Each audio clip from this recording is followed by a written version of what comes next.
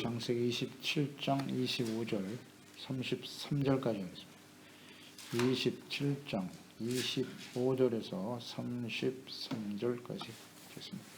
이삭이 이르되 내게로 가져오라. 내 아들이 사냥한 고기를 먹고 내 마음껏 내게 축복하리라. 야곱이 그에게로 가져가매 그가 먹고 또 포도주를 가져가매 그가 마시고 그의 아버지 이삭이 그에게 이르되 내 아들아 가까이 와서 내게 입맞추라. 그가 가까이 가서 그에게 입맞추니 아버지가 그의 옷의 향취를 맡고 그에게 축복하여 이르되 내 아들의 향취는 여호와께서 복 주신 밭의 향취로다. 하나님은 하늘의 이슬과 땅의 기름짐이며 풍성한 곡식과 포도주를 내게 주시기를 원하노라. 만민이 너를 섬기고 열국이 내게 굴복하리니 내가 형제들의 주가 되고 내 어머니의 아들들이 내게 굴복하며 너를 저주하는 자는 저주를 받고 너를 축복하는 자는 복을 받기를 원하노라. 이삭이 야곱에게 축복하기를 마치매 야곱이 그의 아버지 이삭 앞에서 나가자고 그의 형 에서가 사냥하여 돌아온지라. 그가 별미를 만들어 아버지에게로 가지고 가서 이르되 아버지여 일어나서 아들이 사냥한 고기를 젖으시고 마음껏 내게 축복하소서.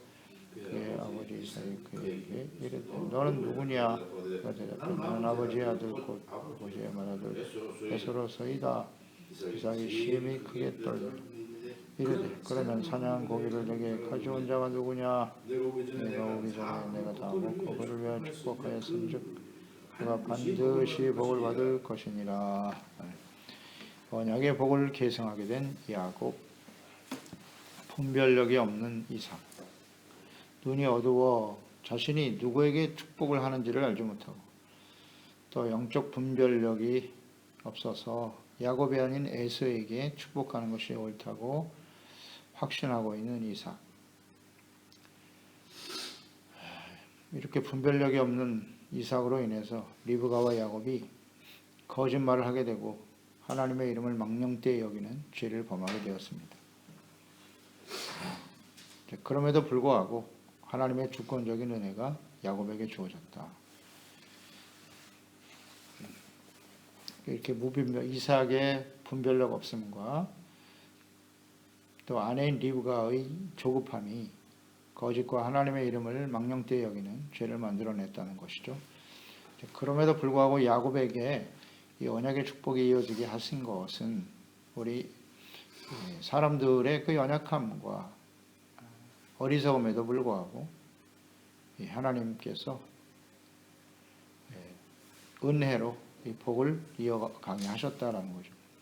우리 다시 한번 깨닫는 바이지만 하나님 이 구원, 의롭다함을 얻고 하나님의 다스림을 받는 하나님의 백성이 되는 이 일은 절대적인 하나님의 은혜다 하는 것을 다시 한번 깨닫는 겁니다. 하나님 앞에 구원받을 만한 그런 사람은 이 세상에 없다. 오직 하나님의 은혜로 되는 것이다. 이삭에서 야곱으로 이어지는 과정에서 우리가 깨닫게 됩니다. 25절에 내 아들이 사냥한 고기를 먹고 마음껏 내게 축복하리라. 그에게 야곱이 가져갔고 먹고 포도주를 가져가며 그가 마시고 축복했다. 그러니까 야곱을 에서로 착각해서 고기를 먹고 마음껏 축복하려고 하는 이삭. 고기를 먹고 축복한다. 참 사골픈 이야기입니다. 평생 하나님과 함께 동행하며 하나님을 경외하며 살아왔던 이삭인데 야곱이 아닌 에서에게 복을 주려고 하는 이삭. 그것도 고기를 먹고 축복하겠다. 지금 이 장면에서 이게 참 어울리지 않잖아요. 하나님을 경건하게 섬겼던 사람이라면 고기를 먹고 축복한다라는 것이 아니라 아브라함, 그 아브라함의 하나님이 내게 말씀하신 바와 같이 내가 너를 축복하노라 이래야 되는 건 아닌가? 그런 생각을 하게 돼요. 그저 먹는 것밖에 모르네. 영적인 분별력이 흐려졌다. 이게 틀림없어요. 이상. 이 과정을 이렇게 묵상해 보면서 아브라함에게는 이삭이 약속의 자녀가 될 것이라는 것을 여러 번 강조하셨어요. 이스마엘이 장자죠. 장자인데 이스마엘은 아니라고.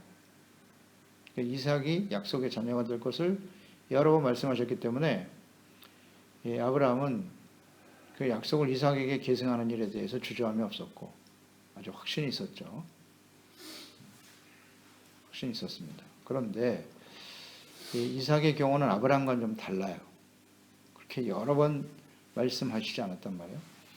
그러니까 일단 쌍둥이 아들이고 다 같이 리브가에서 난 아들들이기 때문에 당연히 장자가 축복을 계승하는 것이 맞겠다라는 지극히 인간적인 결정과 선택이죠. 그러니까 이 부분에 대해서 이삭은 깊이 기도하지 않은 것 같아요. 자신의 생각이 옳다고 딱 이미 확정을 해버렸어요. 같은 어머니 밑에서 태어났고 우리 아버지와 같은 경우는 아니지 않을까? 내가 이스마엘과 이삭 그 어머니가 다르니까. 이 경우는 에서가 복을 받는 게 맞다고 나름대로 확신하게 된 거예요. 그러니까 하나님께서는 아브라함과는 달리 계속해서 막 강조하시기보다는 두 가지 예밖에 없어요. 우리가 성경을 통해서 추정할 수 있는 것은 리브가에게 말씀하셨죠. 잉태하였을 때 큰 자가 어린 자를 섬길 것이다 라는 말씀을 한 번 하셨고 그 다음 또 하나는 에서의 성향이란 말이죠. 성향. 그는 외향적이고 사냥하는 거 좋아하고 하나님의 약속의 말씀, 장자로서 받을 그 권한이 얼마나 소중한 것인가에 대한 인식이 전혀 없단 말이죠. 이방 여자를 아내로 삼고 그래서 부모를 근심시켰다. 이 성향밖에는 언급이 없는데요. 이것을 통해서 하나님이 어떤 아들에게 복을 주셔야 되는가 이걸 결정해야 되는 거예요. 결정해야 됩니다. 근데 이삭은 하나님 앞에 이 부분에 대해서 진지하게 기도하는 모습을 찾아볼 수가 없어요. 자기 생각이 옳다고 딱 정해놓고 이것이 하나님의 뜻일 거야. 이게 굉장히 위험합니다. 이거 우리가 꼭 묵상해야 될 부분이에요. 우리가 오랫동안 신앙생활하고 주님을 섬기다 보면 작은 일이라도 하나님께 기도하고 묻고 하나님의 뜻대로 행동하는 것이 옳은데 자기 나름대로의 생각을 딱 고착시켜 놓고 이것이 하나님의 뜻이다.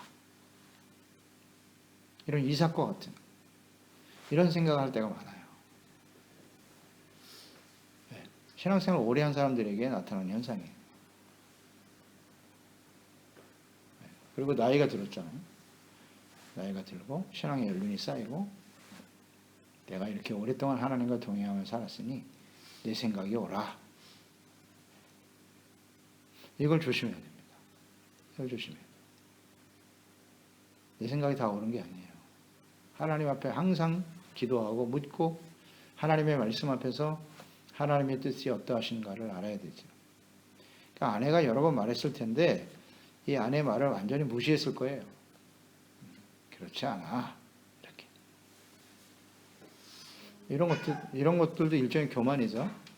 이런 생각들을 우리는 항상 마음에 염두해야 돼요. 기억해야 돼요. 이거 정말 안 됩니다.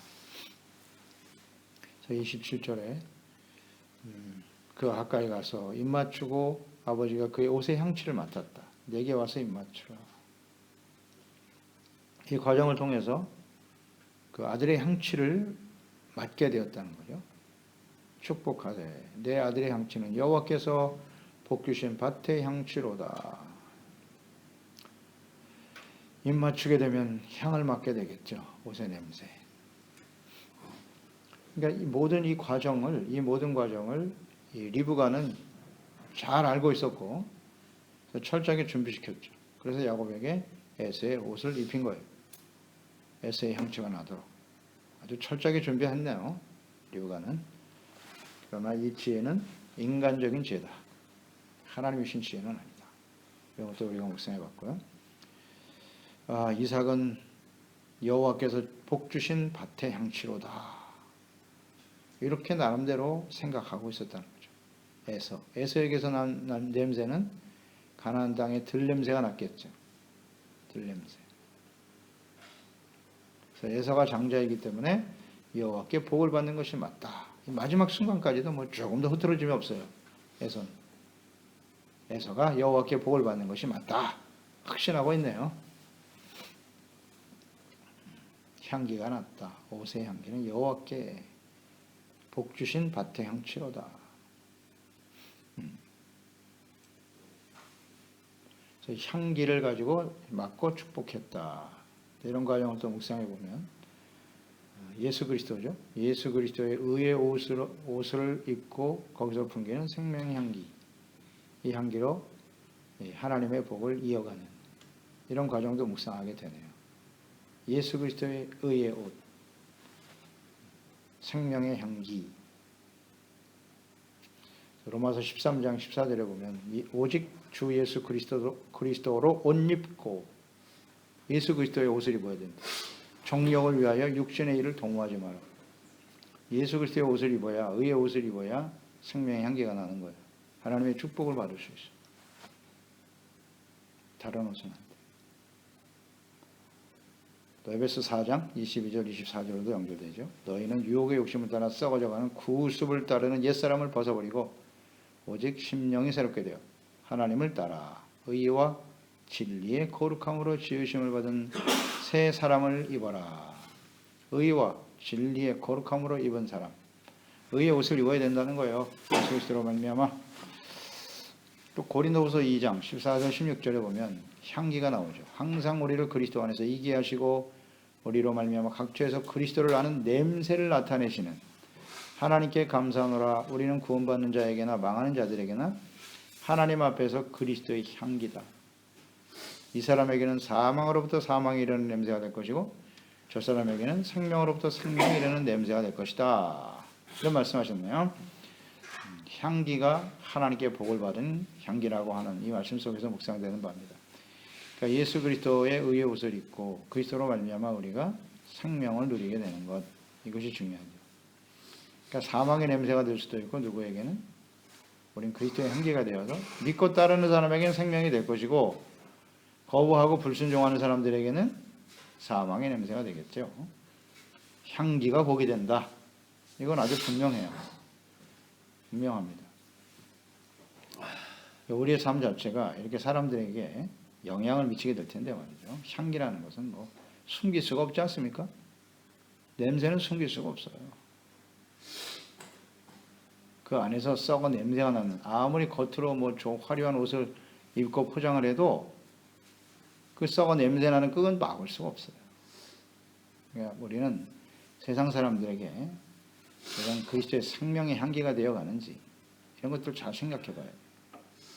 크고 화려한 교회와 신앙의 연륜을 자랑하고 세상에 있는 부와 영광으로 치장을 해도 그 속에서 썩은 냄새, 사망의 썩은 냄새는 막을 수가 없어요. 사람들이 그걸 다 알아요. 다 알아요. 그렇지 않나요? 그러니까 냄새가 독하면 사람들이 싫어하는 겁니다. 멀리하게 되는 거예요. 향기로운 생명의 냄새가 나야지 교회와 그리스도인들에게서.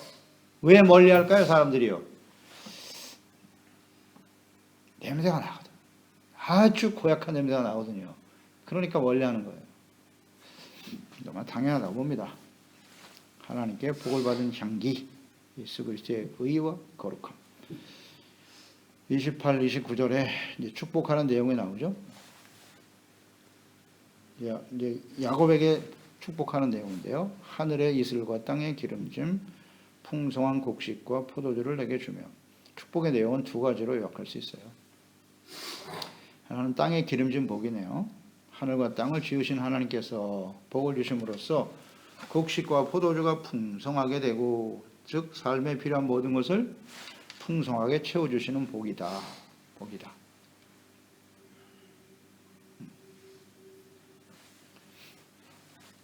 이것은 마태복음 6장 31절 33절로 연결되죠.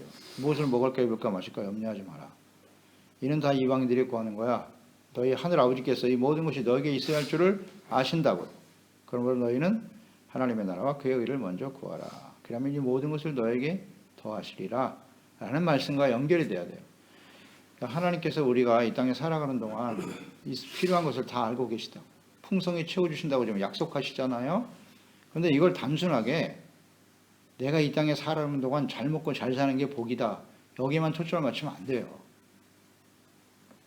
그렇게 되기를 원하시죠, 하나님은. 그러나 세상 사람과의 구별이 뭐냐? 먼저 해야 할 일이 있다는 거예요. 하나님의 나라와 그의 의를 먼저 구하는 사람이 충족이 돼요. 이걸 잘 이해를 못하는 것 같아요. 하나님의 다스림을 받는 하나님의 나라, 의의 거룩한 백성이 되는 일은 관심이 없고 이 땅에서 이렇게 하늘과 땅의 복을 받아 모든 것을 풍성히 누리며 소유하며 살아가는 것이 복이라고만 생각하는 거예요. 이게 심각한 오류예요. 오류입니다. 그래서 이런 말씀이 있을 때는 항상 마태복음 6장 30절, 33절 말씀과 연결이 돼야 돼요. 그렇지 않나요? 이렇게 말씀을 가르쳐 줘야 돼요.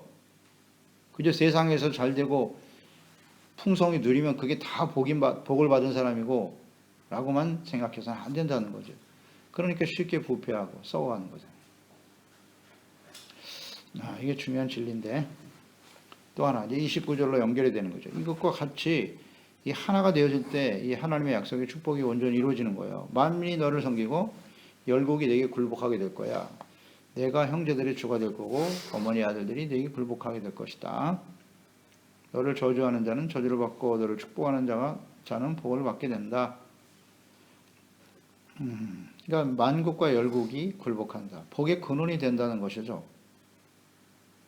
이것은 곧 하나님의 다신을 받는 하나님의 나라, 의롭고 거룩한 백성이 되게 하는 일이에요. 내가 많은 것을 땅에서 많은 것을 소유하고 누렸기 때문에 사람들이 와서 굴복하는 게 아니고 그 모든 복을 주신 분이 하나님이심을 모든 사람들이 알고 그 하나님의 다스림을 받는 하나님의 나라의 백성이 되게 하는 것이다. 이게 연결이 돼야 된다고요. 하나가 돼야 되지. 이걸 이해를 못하면 안 됩니다.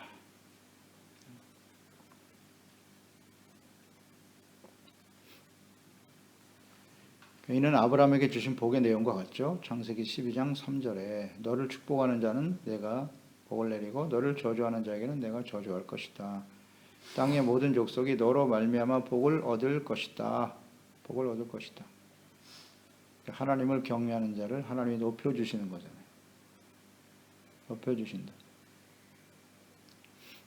이 하나님의 약속이 아브라함, 이삭으로 이어지고 야곱, 요셉 계속 이어지죠. 유다, 다윗, 예수 그리스도로 이어지는데요.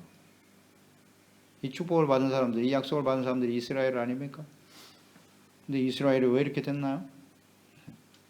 이 하나님의 축복의 약속은 다 어디로 간 거예요?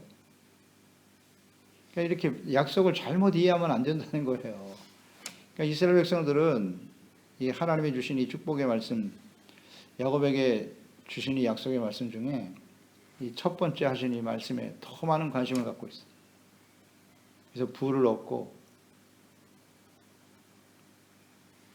풍성한 은혜와 축복을 받는 것에 집착하고 있어요. 하나님의 나라와 의, 다스림을 받는 의의 삶에 대해서는 관심이 없고. 그래서 이스라엘이 망한 겁니다. 그래서 망했잖아요. 분명 만민이 그들 앞에 무릎을 꿇고 복을 받게 될 것이라고 했는데 지금 이스라엘이 어떻게 됐냐고요. 왜 이걸 모르죠? 이 역사가 증명하고 있는 건데. 예수 그리스도를 저버리고 복음을 저버리고 의의 삶, 하나님이 다스리고자 하는 의롭고 거룩한 백성이 되는 일엔 관심이 없고 이걸 깨닫지를 못해요. 그냥 우리가 예수 믿고 복을 받아서 더 많은 소유와 권력을 얻고 수많은 사람들이 우리의 권력 앞에 무릎을 꿇게 될 것이다? 아니거든요. 잘못 알고 있어요. 잘못 알고 있어요. 후자에 말씀하신 것이 훨씬 더 중요해요. 그러니까 이 복은 제사장으로서의 사명과 축복이잖아요. 복의 근원이 돼야 되는 거니까. 그 복의 핵심이 뭐라고요? 의롭다함을 얻는 거라고. 의롭다함을 얻는 거예요. 그러니까 제사장의 역할이 뭐예요? 죄를 용서받고 의롭다함을 얻게 하는 것이 제사장의 역할이거든요. 그게 복의 근원이라는 사실을 왜 깨닫지 못하는 거? 출애굽기 19장 6절이죠. 너희가 내게 대하여 제사장 나라가 되며 거룩한 백성이 되리라. 너는 이 말을 이스라엘 자손에게 전해라. 이게 변함없는 하나님의 뜻이죠. 약속의 복의 핵심이고요. 거룩한 백성, 제사장의 나라. 이것은 갈라디아서 3장 6절로 9절로 이어지죠. 아브라함이 하나님을 믿음에 그것을 그에게 의로 정하셨다 함과 같으니라. 아브라함이 믿음으로 의롭다함을 얻었다는 거죠. 이게 복의 핵심인데, 그런즉 믿음으로 말미암은 자들은 아브라함의 자손인 줄 알지어다. 또 하나님이 이방을 믿음으로 말미암아 의로 정하실 것을 성경이 미리 알고 먼저 아브라함에게 복음을 전하되 이방인이 너로 말미암아 복을 받으리라. 아멘. 복의 핵심이 뭡니까? 믿음으로 의롭다함을 얻는 거예요. 그래서 하늘과 땅이 기름진 것을 풍성히 누리는 것만이 아니라 의잖아요. 의. 이해를 못해요. 그러니까 모든 사람들이 예수 그리스도와 하나님을 믿음으로 죄사함 받고 의롭다함을 얻어 하나님이 다스리시는 하나님의 나라 거룩한 백성이 되는 거예요. 이게 복의 핵심이라고. 30절 32절에 야곱이 축복을 받은 후에 집에 돌아온 에서. 타이밍이 아주 절묘하네요. 축복을 받고 나니까 바로 에서가 들어왔네요, 집에. 역시 이건 다 하나님의 섭리 가운데 이루어지는 것이다 하는 것도 깨닫게 되고요. 아버지에게 사냥한 고기를 가져다 드리고 자신에게 축복해달라고 에서가 말합니다. 33절 이삭이 심히 크게 떨며 이르되 그러면 사냥한 고기를 내게 가져온 자가 누구냐? 내가 오기 전에 내가 다 먹고 그를 위하여 축복하였은즉 그가 반드시 복을 받을 것이다. 이렇게 말하네요. 이 에서의 말을 듣고 얼마나 놀랐겠어요. 이삭이. 그러니까 심히 크게 떨며 이르되 두려워하고 크게 떨었다는 얘기인데요. 이 두려움의 실체는 뭘까요? 한번 묵상을 해봤어요. 이 이삭이 지금 이게 크게 두려워하고 있다. 이 두려움이라는 것은 어떤 두려움일까요? 하나님 앞에서의 두려움이라고 봐야죠. 뭐 에서를 두려워하겠습니까? 사람을 두려워하는 그런 두려움이 아니에요. 자기가 지금 하는 행동, 일어난 이 모든 일들이 하나님 앞에서 이루어진 일이라는 걸 생각하면서 크게 두려워했다는 거예요. 그러니까 이 두려움 속에는 이런 것이 있겠죠. 야곱이 에서라고 속여서 복을 받은 일 때문에 두려워했다는 것인데, 그러니까 자신이 에서가 아닌 야곱에게 하나님의 이름으로 축복을 한 일 때문에 하나님 앞에서 두려워하는 것이었다는 거죠. 그거 외엔 다른 이유가 없죠. 그렇죠? 그게 두려워하는 일이, 두려워해야 할 일인가? 그러니까 이 두려움보다는 이게 인간적인 생각으로 내가 에서를 축복해야 되는데 야곱이 속여서 받았어? 이런 괘씸한 야곱, 그럼 분노를 해야죠. 그렇죠? 그럼 분노를 해야 되는 게 맞아요. 아니 나를 속이다니. 근데 지금 이삭은 이 된 일이 하나님으로부터 된 것이라는 것을 생각하게 되는 것이고 깨닫는 거예요. 아, 내가 하나님 앞에 무슨 짓을 한 거야? 이렇게. 야곱이 복을 받는 것이 맞는데 내가 에서를 축복하려고 했단 말인가? 자신의 오류를 여기서 발견하지 않게 깨닫게 된 거예요. 그러니까 하나님 앞에 두려워했겠지. 그렇지 않은가요? 야, 나의 영적인 분별력이 없어서 이삭을 이렇게 거짓말하게 만들었고 자신이 참 참담한 일을 했구나. 어떻습니까? 이 두려움의 성격이 뭔 것 같아요? 비로소 깨달은 거예요. 아, 야곱이 복을 받아야 되는 것이구나.